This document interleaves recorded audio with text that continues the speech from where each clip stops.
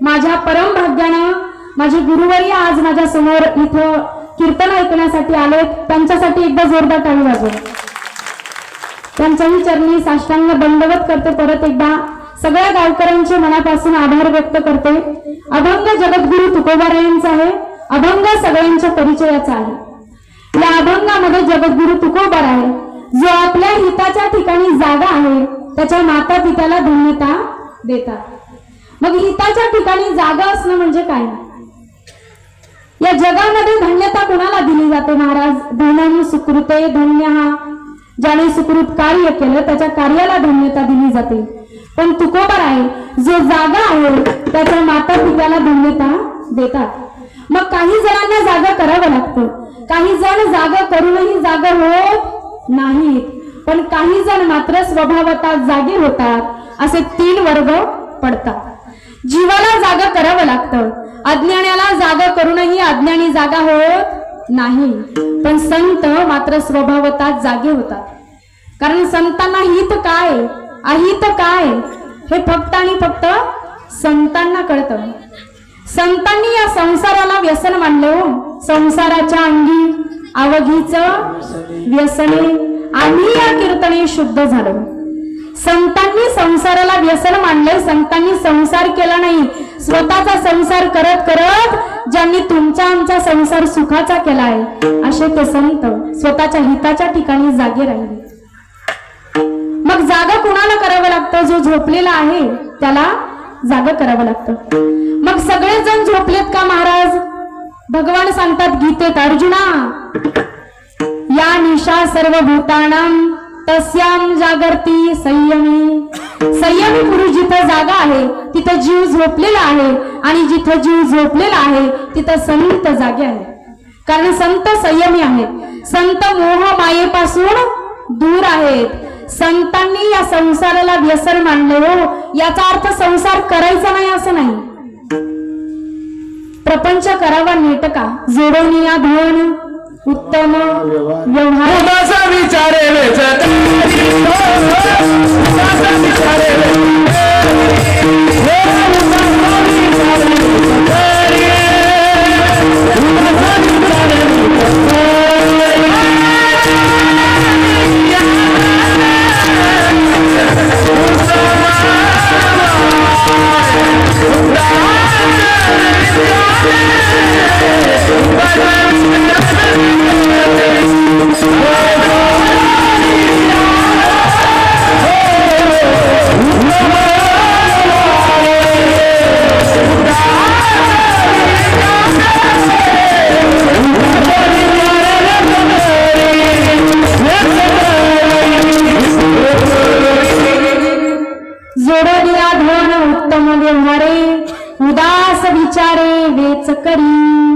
संसारात असावं, पण कसं असावं महाराज?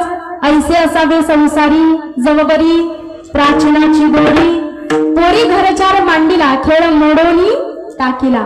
लहान पोरी पहिलं भातुकलीचा खेळ खेळायच्या, पहिलं, आता नाही, आता सगळे खेळ मोबाईलवर। पहिलं भातुकलीचा खेळ खेळायच्या, घरदार बांधायच्या, भांडी कुंडी सगळं मातीचं बांधायच्या, आणि सायंकाळ झाली आईचा आवाज आला की सगळं घरदार मोडायच्या, एका पिशवीमध्ये भरायच्या आणि निघून जायच्या। असं असावं माणसानं संसारात। भगवंताचं बोलावणं आलं की आपलं इथं काय राहिलंय आता अशी भावना राहू नये। मला सांगा, पक्षी अंगणी उतरते ते का गुंतवणी राहते? पक्षी तुमच्या अंगणात येतात, चिमण्या पाखरं अंगणात येतात, दाणा खातात, पाणी पितात आणि उडून जातात, निघून जातात। ते काय तिथंच बसतात का ठिया मांडून? नाही बसत। असं असावं माणसानं संसारात। संसारी असावे,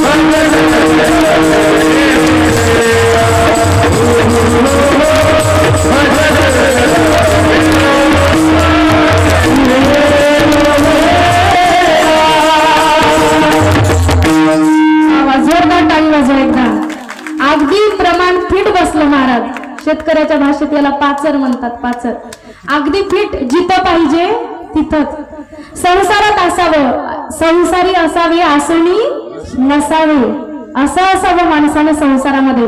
बाबा महाराज सातारकर म्हणायचे, तुम्ही देवाला माना किंवा मानू नका, तुम्ही देवाला माना किंवा मानू नका, पण त्यानं तुम्हाला मानलं एवढं मात्र लक्षात ठेवा. ज्या दिवशी देव तुम्हाला मानणार नाही त्या दिवशी तुमच्या घरापुढे गर्दी होईल आणि तुमचं नाव पण राहणार नाही. म्हणतील आता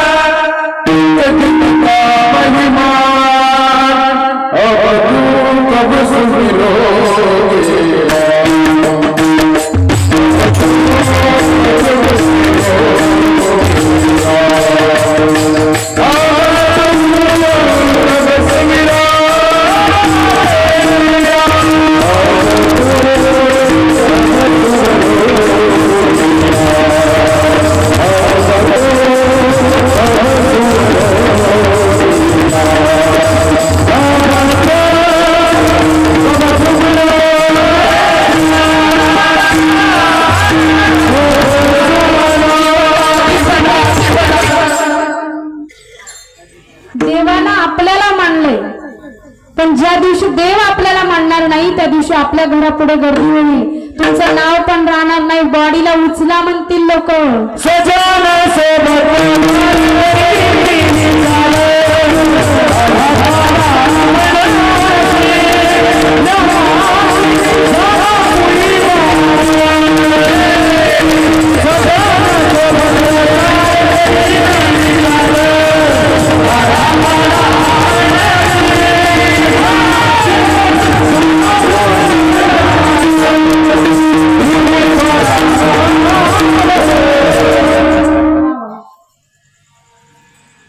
असं असावं माणसाने संसारात, कारण लोक सगळी तुमच्या पैशावर प्रेम करतात.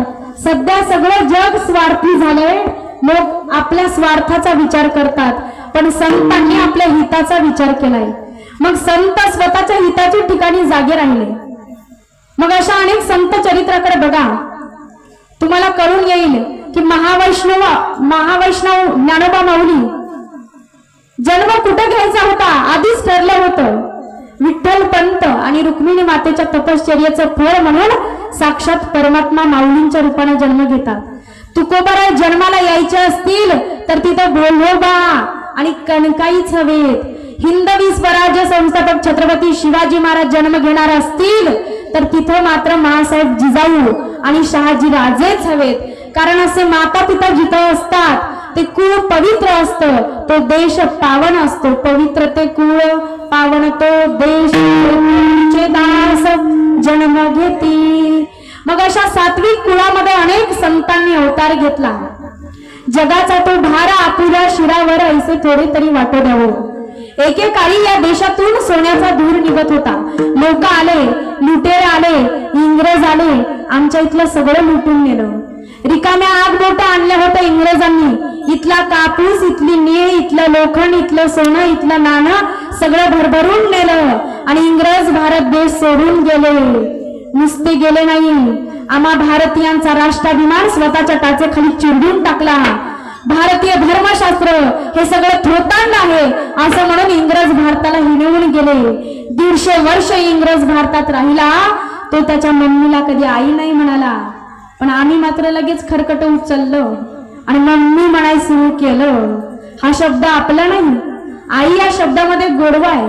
ज्ञानोबा, तुकोबा, विठोबा, शिवबा हे या भूमीचं रसायन आहे, हे आम्ही नाही विसरू शकत. पण दुर्दैवानं नको त्या पाश्चिमात्यांचं आमची पोरं अनुकरण करतायत. वेशभूषेपासून केशभूषेपर्यंत सगळं काही शिकवायची वेळ आली आज. बाई ग, केस बांधून ठेवी जा, कपड्याला टिकली लावी जा, अंगभर कपडे घाली जा, हे पोरीला आज सांगावं लागतं. पोराला सांगावं लागतं गणपती पुढे उघड्या डोक्यानं जाऊ नये, डोक्यावर टोपी घाल. ते म्हणतं महाराज बरमुड्यावर पूजा करतो, त्याला काय होतं? दुर्दैवानं धोतर नेसणारी, संस्कृती जपणारी माणसं बॅकवर्ड समजली जाऊ लागली. का? धर्म शिक्षण आम्ही आमच्या लेकरांना देत नाही म्हणून केरला स्टोरी सारख्या घटना आमच्या आजूबाजूला घडल्याशिवाय राहत नाही. मला सांगा, तुमची आमची तरणी ताटी पोर घरात नाही आली तर आई वडिलांच्या काळजाचा ठोका चुकतो की नाही? धर्मद्वेष्टे धर्मांध माणसं आमच्या धर्मावर विशिष्ट पद्धतीने घाला घालतायत. लव जिहाद सारखा प्रश्न प्रचंड आवासून उभा आहे, पण आम्ही मात्र स्वतःच्या सुखामध्ये इतके रममाण झालोय की आम्हाला देवाचं, देशाचं, धर्माचं काही घेणं देणंच नाही. त्या दिल्लीमध्ये एका श्रद्धा वालकर नावाच्या 25 वर्षाच्या तरुणीचे 35 तुकडे होतात. ते फ्रीज मध्ये ठेवले जातात. ते कुत्र्या मांजरांना खायला देण्यासाठी ते तुकडे जंगलामध्ये फेकून देतात. उद्या आमच्या घरातील पोरीचे 35 तुकडे होऊ नये यासाठी आजच सावध व्हा. जेव्हा आमच्या उंबरट्यावर ही घटना येईल ना, तेव्हा मात्र आमच्या पायाखालची जमीन सरकल्याशिवाय राहणार नाही. आम्ही आजही झोपलेल्या अवस्थेमध्ये आहोत, आम्ही निद्रिस्त अवस्थेमध्ये आहोत, म्हणून संतांनी आपल्याला जागं केलंय, वेळोवेळी जागं केलं. आता जाणार रे बहिणो.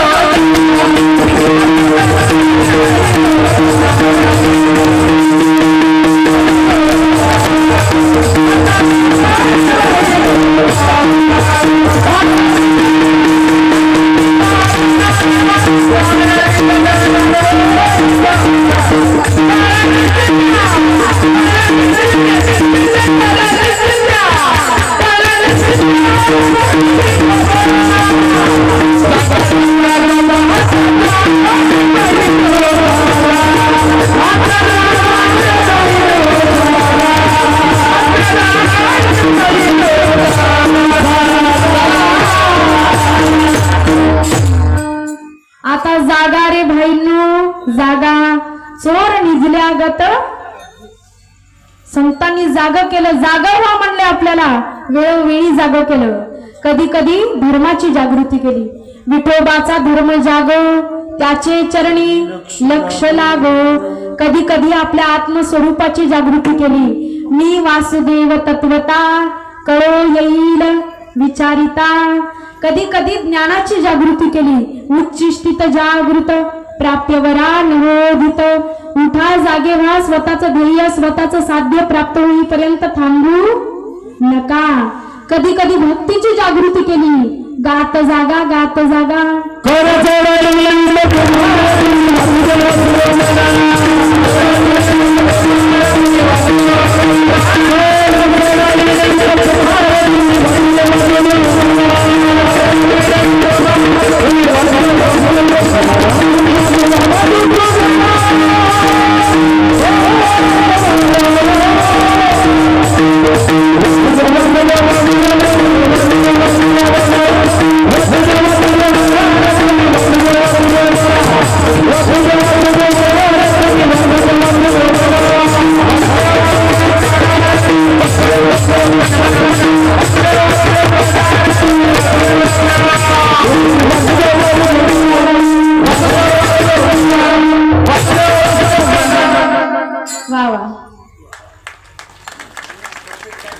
टाळी कुठे वाजवावी हे तुम्हाला कळलं पाहिजे बरं का.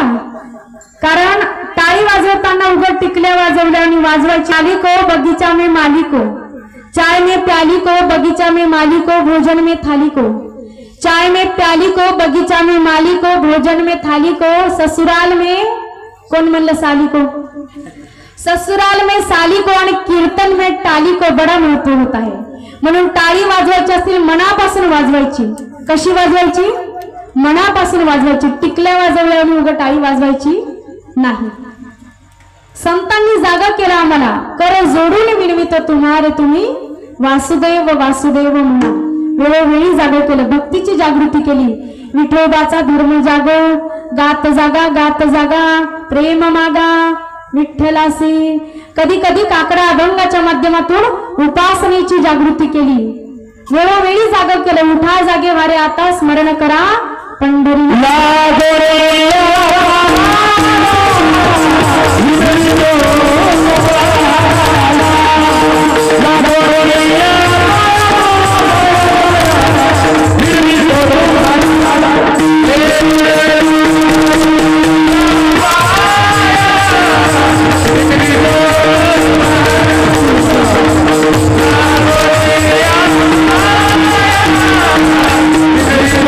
Hare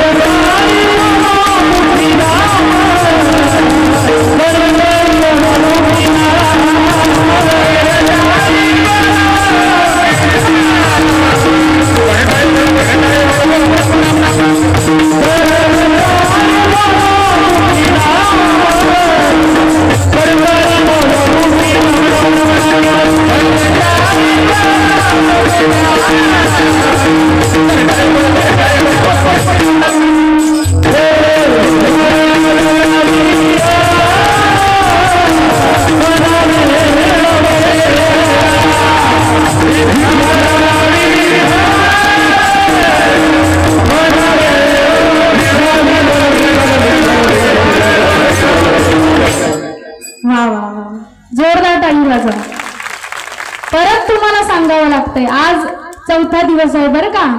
आजपासून तरी वेळी हातानं टाळी आणि मुखानं नाम, हातानं टाळी आणि मुखानं नाम नाही घेतलं तरी चालेल, पण फक्त 1 तास व्हॉट्सअप आणि फेसबुक मध्ये बोट घालू नका. एवढी विनंती तुमच्या सगळ्यांच्या पायावरती माझे हात जोडून राहील. विठ्ठल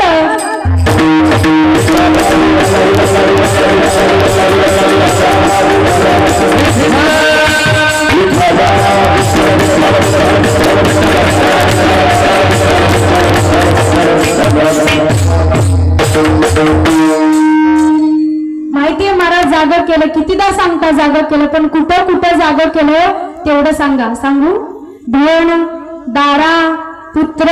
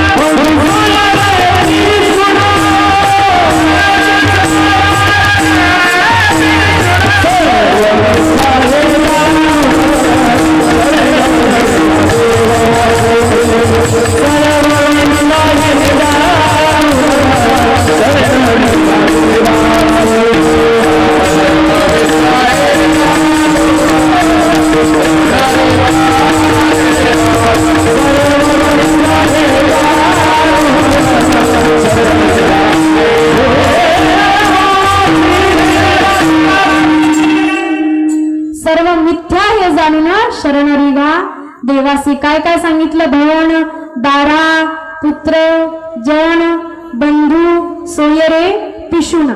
पहिला शब्द वापरला म्हणले धनासाठी जागा राहा, कारण सगळी लोक तुमच्या पैशावर प्रेम करतात.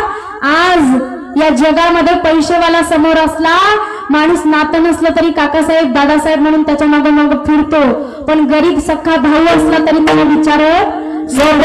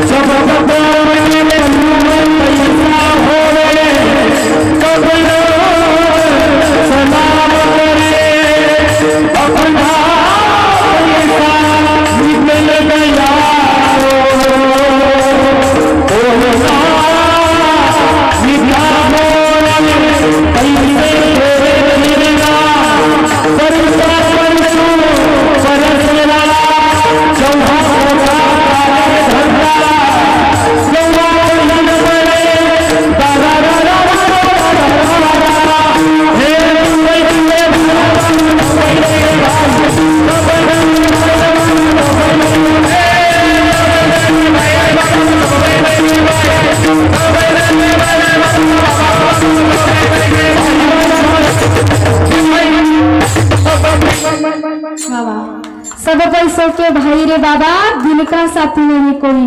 पैसा तेरे 3 नाम, परशा, परसू, परसराम. ही पैशाची किमया आहे, म्हणून धनासाठी जागा राहा. पापाचं घेऊ नका, देवाचं, भावाचं आणि गावाचं कधीच घ्यायचं नाही. घ्यायचं नाही महाराज. भावाचा हितभर बांधाचा तुकडा असला तरी महाराज घेऊ नये, पचत नाही तो. म्हणून पापाचं घेऊ नका, देवाचं घेऊ नका आणि भावाचं घेऊ नका. धनासाठी जागा राहा. कसं जागा राहा? त्या सातारा कोल्हापूर भागामध्ये एक कर्मवीर भाऊराव पाटील नावाचं आदर्श व्यक्तिमत्व होऊन गेलं. छत्रपती शिवाजी महाराजांवर प्रचंड प्रेम. त्यावेळी आपल्या पोरांना शिक्षण मिळत नव्हतं, फक्त ब्राह्मणांच्याच पोरांना शिक्षण मिळायचं. तेव्हा त्या कर्मवीर भाऊराव पाटलांनी काय केलं? गरिबांच्या लेकरासाठी रयत शिक्षण संस्थेची स्थापना केली. त्या संस्थेचा नियमच होता बापूजी की विद्यार्थ्याला फी नाही आणि शिक्षकाला पगार नाही. गरिबाची संस्था होती, अत्यंत सुरळीतपणे चालू होती. गरीबाची पोरं यायला लागली, शिकायला लागली, डॉक्टर, इंजिनियर, वकील होऊन बाहेर पडायला लागली. अत्यंत सुरळीत चालू होतं. पण म्हणतात ना, चांगल्या कामाला संकट येतात. संकट आलं, भयान दुष्काळ पडला, धान्यच उगवलं नाही.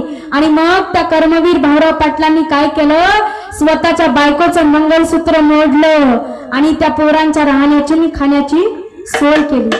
पण हा पैसा पुरला फक्त 2 महिने. 2 महिन्याच्या नंतर एका श्रीमंत व्यापाऱ्याला ही गोष्ट कळाली. त्याला कळालं की कर्मवीर भाऊराव पाटलांना सध्या पैशाची गरज आहे. तो श्रीमंत व्यापारी तिथं पोहोचला.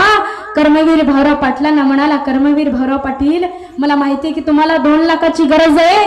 मी तुम्हाला 2 लाख काय 4 लाख द्यायला तयार आहे. फक्त तुम्ही माझं एक काम करा. त्यावेळेला कर्मवीर भाऊराव पाटील म्हणाले, माझ्या जर या गोरगरीब पोरांची शिक्षण होत असतील तर हा भाऊराव पाटील स्वतःच्या कातडीचं जोडं तुमच्या पायात घालायला तयार आहे. तुम्ही फक्त सांगा. अहो, जर तुम्ही सांगत असाल तर हा भाऊराव पाटील स्वतःचा जीव द्यायला तयार आहे. तुम्ही फक्त सांगा. त्यावेळेस तो व्यापारी म्हणाला, मला तुमचा जीव नकोय, मला तुमच्या कातडीचं जोडं नकोय, मला फक्त तुम्ही तुमच्या शिक्षण संस्थेला जे छत्रपती शिवाजी महाराजांचं नाव दिले ना तेवढं फक्त बदला आणि त्या ठिकाणी माझं नाव द्या. त्यावेळेस कर्मवीर भाऊराव पाटील त्या श्रीमंत व्यापाऱ्याला सांगतात, अरे वेळ पडली तर जन्मदात्या बापाचं नाव बदलेल, पण एकदा दिलेलं छत्रपती शिवाजी महाराजांचं नाव कधीच बदलणार नाही, कधीच नाही. काय नवले महाराज, गरज होती पैशाची तरी सुद्धा घेत नाहीत. पापासाठी घेऊ नका, नावासाठी घेऊ नका. जसं घेताना जागा राहता तसं देतानाही जागा राहा. कोणालाही देऊ नका. सर्वाभूती द्यावन्न पापद्रव्य विचारुणी. कोणालाही देऊ नका, देण्यासाठी जागा व्हा. दुसरा शब्द वापरलाय 12. पत्नीला जागा असलं पाहिजे पतीसाठी आणि पतीने जागा असलं पाहिजे पतीसाठी. तिसरा शब्द आहे पुत्र. आईनं जागा असलं पाहिजे लेकरासाठी, बापाने जागा असलं पाहिजे लेकरासाठी. मुसलमान लोक बघा, त्यांच्या एवढूशा लेकराला टोपी घालतात, त्यांना मस्जिदीत नेतात. ये अपना अल्लाह है, ये खुदा है, ये नमाज है, ये कुराण है, हे त्याला बालपणीच शिकवतात. म्हणून मोठं झाल्याच्या नंतर तुम्ही कोण्याही मुसलमानाला भेटा आणि त्याला विचारा अल्लाह आहे की नाही, 100% आहेच म्हणणार. कारण त्याचा बाप लहानपणी त्याच्याकडून करून घेतो. आमचा बाप आमच्या पोराला मारुतीच्या मंदिरात जाऊ द्यायला तयार नसतो. बापाचं काम आहे की नाही लेकराला धर्म शिकवणं. आमचा बाप सत्याकडे फिरकू देत नाही. आईचं काम आहे धर्म शिकवणं, संस्कार शिकवणं. आहे का? माहेरचं आडनाव जाधव आणि सासरचं आडनाव भोसले. माहेरचं आडनाव जाधव आणि सासरचं आडनाव भोसले. पोरगी जन्माला आली तेव्हा बापानं हत्तीहून साखर वाटली. पोरगी जन्माला आली तेव्हा बापानं हत्तीहून साखर वाटली आणि पोरगी पण तशीच निघाली. 4 वर्षाची झाली तलवार उचलायची, 8 वर्षाची झाली घोड्यावर बसायची, 12 वर्षाची झाली युद्ध करायची. लग्न झालं. लग्न झाल्याच्या नंतर 2च वर्षाला सासरचे माहेरचे भांडणं लागले. एकीकडे जाधव एकीकडे भोसले. ती पोरगी बापाच्या पुढे जाते, ज्ञानातली तलवार काढते आणि म्हणते, खबरदार बाबा, अगोदर माझ्याशी युद्ध करा, अगोदर माझा निपात करा, अगोदर मला पाडा आणि मगच माझ्या कुंकुवाची वाढ धरा. अशा वाघिणीच्या पोटी शिवबासारखा वाघ जन्माला आला.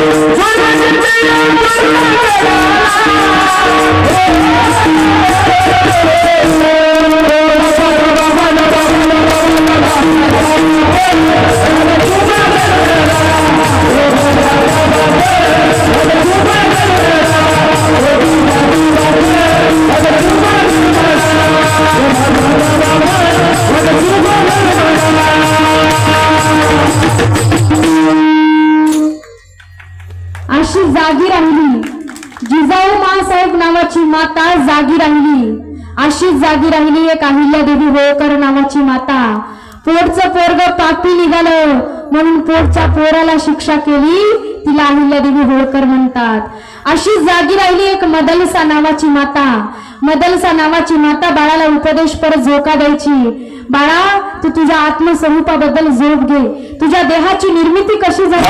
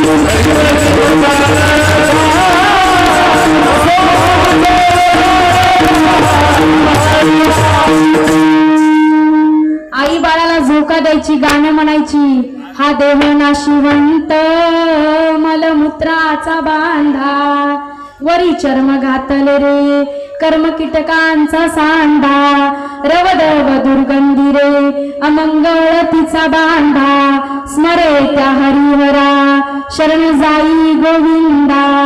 आई बाळाच्या हिताच्या ठिकाणी जागी राहिली. असं जर जागत तुम्ही आम्ही राहिलं, माय मावल्यांनो फळ काय भेटतं, अभंगाच्या प्रथम. बोलिया